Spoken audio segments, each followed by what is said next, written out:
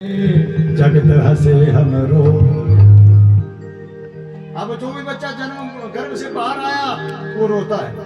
क्यों रोता है? रूह काटती है उसे जन्म पर ही, या कोई चींटी वो काट लेती है कि रोने लगता है। वो किस लिए रोता है? कोई भी बच्चा एक परीक्षित को छोड़ करके, दूसरा संत तुलसीदास को छोड़ करके, संसार में जो भी मां के गर्भ से बाहर आए, ऐसे भी हुए, संशय नहीं करना, बिना मां के गर्भ से भी आए हैं बच्चे बाहर। जैसे सुखदेव जी आए, वो मां के गर्भ में नहीं रहे। और बाबा बालक नाथ उड़ गया मोर बन के, बोले स्कंद महाराज की। सुने क्या रे? स्कंद जी भी मां के गर्भ से बाहर नहीं आए, वो भी ऐसे नैष्टिक बाल ब्रह्मचारी हुए। जब सुनेंगे भगवान के विवाह के उपरांत उनके जन्म की कथा, तो फिर क्या हुआ? बच्चा जब बाहर आता है तो रोता क्यों है? कि दुख में सुमिरन सब करे, सुख में करे न कोई। अगर सुख में सुमिरन किया जाए तो फिर दुख काहे हो। मैंने बहुत तरह से आपको समझाया, आज सुख है तो उसकी कृपा से। इसमें इतने हवा में भी नहीं उड़ो कि भगवान की भक्ति पूजा पाठ के सुनने का था। इतना बड़ा धूप लगी एक राज्य पे, कौन जाएगा वहां पे? सो जाते है ना महाराज। एक दिन क्या होगा बंधु? बड़ी मुश्किल पड़ जाएगी। भगवान ने कहा है कि तूने जन्म से मुझे वचन दिया है, प्रत्येक श्वास में भजन करूंगा, बाहर निकलूंगा। प्रभु जब जीवात्मा बाहर आता है तो फिर क्या सोचने लगता कि प्रभु जब दुख था, या अब मैं संसार में आया हूँ, आगे मेरी पत्नी हो जाएगी, बड़ा हो जाऊंगा, पत्नी, परिवार, बच्चे, मोह माया इतनी हो जाएगी कि आपसे जो मैंने वचन दिया है ना, मैं उस पर खड़ा नहीं उतर पाऊंगा, इसलिए रोने लगता है। फिर क्या हुआ? बाल्यकाल कुछ तो खेल कूद में चला गया समय, भगवान की भक्ति तो हुई नहीं। फिर जब आई जवानी तो पत्नी परिवार में ही खत्म हो गया। अब आ गया बुढ़ापा, पच भी नहीं रहा, ये मैं नहीं खाना, ये रेल बड़ा मुझे घिया दे, प्राणा दे, नहीं खाना, बहु खान का खा नहीं तो मर। बोले गोविंद भगवान की। वृद्धावस्था जब आए बंधु, सबको आनी है देर से देर, तो उस समय एक ही नियम मैं आपको बताता हूँ, हरे कृष्णा सुदामा की तरह ज्यादा नहीं बोलना है, नहीं तो फिर बोलने वाले बुजुर्ग जो है बच्चों को अच्छे नहीं लगते, चाहे अपने बच्चे क्यों ना हो, कोई भी ना क्यों ना हो। बोले शंकर भगवान की। चाहे वो अनुभव में ज्यादा होते हैं पर अच्छे नहीं लगते, तो इसलिए रुखा सुखा खाई के बोले आया बुढ़ापा, बूढ़े की मंजी पार, बीच बुढ़ापे पे। होता है सर हमारा। तो ऐसे ज्यादा नहीं उस समय अपने हरि भजन में रहना है। पर हरि भजन में तुम कैसे रहे? क्योंकि भगवान ने क्या किया कि जब तू बालक था, तूने वचन दिया, तब तो तेरे आधा समय बाल्यापन में खेल कूद में चला गया। जवानी पत्नी तेरी असंग रोए, वहां पर व्यतीत हो गई। अब बुढ़ापा आ गया ना, परिवार भी नहीं देख रहा है, काम के निकाल रहा है ना महाराज। अब जैसे एक खिलता हुआ फूल होता है ना महाराज, तो उसके पास बहुत से भंवरे आते हैं। जब फूल मुरझा जाता है तब कोई भंवरा आता है पुष्प के पास। तो वैसे ही उसमें वृद्धावस्था में हम चाहें कि हम भगवान की भक्ति करेंगे तो वो समय नहीं, तो इसलिए बाल्यकाल से ऐसा नियम बना लो। तो बोलिए शंकर भगवान की। तो फिर क्या होता है? कवि ने लास्ट वाली लाइन में लिखा, आया बुढ़ापा फिर याद कुछ आया, आया बुढ़ापा सारा ये जीवन व्यर्थ गवाया, सारा ये जीवन व्यर्थ गवाया। वो सब कुछ खोया, सब कुछ खोया, फिर आस क्यों नींद से जागा, तुमको याद, तुमको याद हो, आके गर्भ में बाधा, या तुम्हें आके गर्भ में बाधा, तुमको याद हो रे मनवा, तुमको याद हो।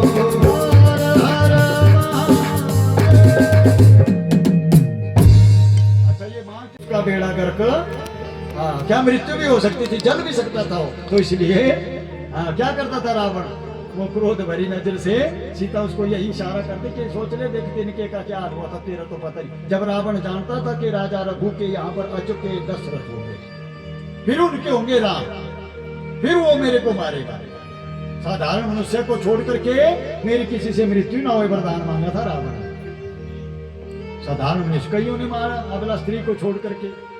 तो भगवती को काली बनना पड़ा, भद्रकाली, महिषासुर मारने के लिए। सबने अपने अपने राक्षसों ने वरदान लिए, वरदान मिलने पर शक्ति का दुरुपयोग प्रारंभ किया तो देर सवेर उनकी मुक्ति हो जाती। बोले शंकर भगवान की। गोविंद जय जय गोपाल जय जय गोविंद जय जय गोपाल जय जय हरि गोविंद जय जय हरि गोविंद जय जय गोविंद जय जय गोपाल जय जय गोविंद जय जय गोपाल ध्रुवा चढ़ाने का मंत्र जानते हैं आप बंधु? मंत्र आता है ध्रुवा चढ़ाने भगवान को। ध्रुवा मंत्र के द्वारा चढ़ाओगे तो ज्यादा फल मिलेगा। नहीं है चढ़ाएंगे घास तो क्या होगा, वजन होगा, भगवान के ऊपर फायदा नहीं होगा। तो दुर्बाण को कांडात कांडात प्रतो हरन्ते पुरखा पुरुषास परि एवानो दुर्भे प्रतनु सस्रेन सतेन च। जब तक इस मंत्र का भी अर्थ का पता नहीं होगा, गारा पुल्ला चढ़ाई दो कोई फायदा नहीं मिलेगा, आधा मिलेगा फल। बोले शंकर भगवान की। तो बहुत कुछ है जीवन में बंधु, इसलिए हाँ क्या करें, कितनी लाख आयु को बढ़ाना है तो कितनी लाख ध्रुवा चढ़ानी पड़ेगी? 1 लाख ध्रुवा शंकर भगवान के ज्योतिर्लिंग में कुंडला हिलाया वो चढ़ाएगा एक एक करके। ओम नमः शिवाय, ओम नमः शिवाय सबसे बड़ा मंत्र है शिव पुराण में। साधारण भी है, 5 अक्षर का है और आप सीधे आराम से मंत्र बड़ा नहीं लेना है। अगर गलत पढ़ा जाए तो कोई फायदा नहीं होगा, उल्टा ही उसका प्रभाव पड़ेगा। मंत्र इसलिए हल्का लें जो श्वास में भी हम आप आसानी से जप कर सके और शुद्ध पढ़ा जाए तभी फल मिलेगा। नहीं तो निद्रा कुंभकर्ण की तरह निद्रा आ जाएगी, 6 महीने सोया रहेगा। से भी रावण ने प्रार्थना की, नहीं तो जीवन पर्यंत ही सोया रहेगा। कुंभकर्ण को ऐसा वरदान था बंधु, जितना हम आप भोजन करते हैं ना वो एक ही दिन में पूरे संसार का भोजन खा लेता था। 6 महीने वो जागता रहता तो हमारे तुम्हारे को अन्न का एक दिन का भी नहीं मिलना था। तो विधाता ब्रह्मा ने ऐसा नहीं बना दिया कि जा तेरा भाई सोया ही रहेगा। तो फिर प्रार्थना की रावण ने, बोले 6 महीने में एक बार उठ जाएगा। बोले शंकर भगवान की। तो ऐसे संसार में किसी बेटी के बहुत सी कन्या हो, पाठ भी करवाए ब्राह्मणों से, प्रसिद्धि भी हो रही है, तो उसके लिए बता रहा हूँ रास्ता प्रिय श्रोताओं।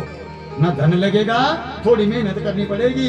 पुत्र की इच्छा रखने वाला 1 लाख धतूरे के फूल आज नहीं आए रे ना, आज लगे नहीं थे लोग करे, इसलिए आज आए नहीं शिव जी को चढ़ाने के लिए। वैसे रोज आते थे 4-5, देखा है तो तूरा माता हो, खाना नहीं है, नहीं तो मर भी जाते हैं उससे।